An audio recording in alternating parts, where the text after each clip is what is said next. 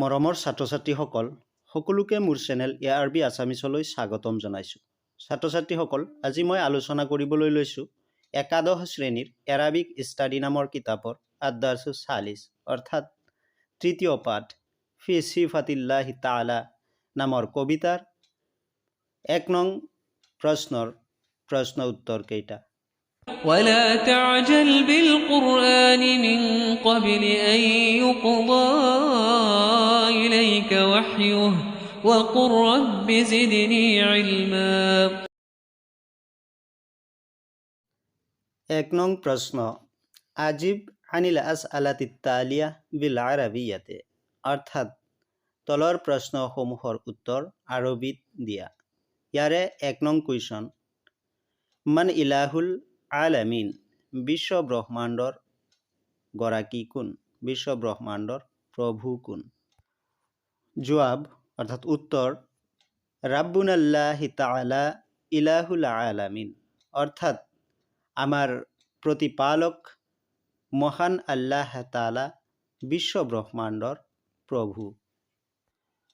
২ নং প্ৰশ্ন মান ৰাব্বুৰ ৰাছিয়াতি মিনাল জিবাল অৰ্থাৎ পৰ্বতৰ শৃংগসমূহৰ গৰাকী কোন? উত্তৰ ৰাব্বুনাল্লাহি তাআলা ৰাব্বুৰ ৰাছিয়াতি মিনাল জিবাল অৰ্থাৎ আমাৰ গৰাকী বা প্ৰতিপালক মহান আল্লাহ তাআলা পৰ্বতৰ শৃংগসমূহৰ গৰাকী বা পৰিচালক। ৩ নং প্ৰশ্ন মাজাবতানাল্লাহি বিলা ইমাদিন মহান আল্লাহ তাআলাই খুঁটিবিহীনভাৱে কি বনাইছে? জবাব ইবতানাল্লাহি তাআলা সাবআন শিদাদা বিলা ইমাদিন অৰ্থাৎ আল্লাহ তাআলাই খুঁটিবিহীনভাৱে শক্তিশালী ৭টা স্তৰেৰে আকাশ সৃষ্টি কৰিছে। ৪ নং প্ৰশ্ন বি আইয়ি শাইইন জায়্যানাল্লাহি আল আলামিন অৰ্থাৎ আল্লাহ তাআলাই কি বস্তুৰ দ্বাৰা বিশ্ব ব্ৰহ্মাণ্ডক সুসজ্জিত কৰিছে? জবাব জায়্যানাল্লাহি তাআলা আল আলামিন বি নূৰ মিনাশ শামছিল মুজিআত ওয়াল হিলাল অৰ্থাৎ আল্লাহ তাআলাই বিশ্ব ব্ৰহ্মাণ্ডক উজ্জ্বল সূৰ্যৰ পোহৰেৰে আৰু চন্দ্ৰৰ পোহৰেৰে সুসজ্জিত কৰিছে।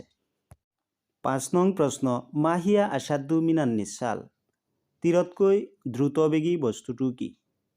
জবাব মাৰামি মিন শুহুবিন আসাদু মিনান নিছাল অৰ্থাৎ নক্ষত্ৰবোৰৰ পোহৰৰ গতিবেগ তীৰতকৈও বেছি দ্ৰুতগামী বা বেছি দ্ৰুতবেগী। ৬ নং প্ৰশ্ন মান শাক্কাল আৰজা ওয়ামা হাদাসা বাদাৰ শাক অৰ্থাৎ কোনে মাটি ফালিছে আৰু মাটি ফালাৰ ফলত কি ঘটিছে? জবাব শাক্কাল্লাহুল আৰজা ফা আনবাজাসাত উয়ুনা ওয়া আনহাৰা মিনাল আজবি জুলাল অৰ্থাৎ মহান আল্লাই মাটি ফালিছে ফলত মিঠা আৰু ঠাণ্ডা পানীৰ নৈ নিজৰা প্ৰবাহিত হৈছে।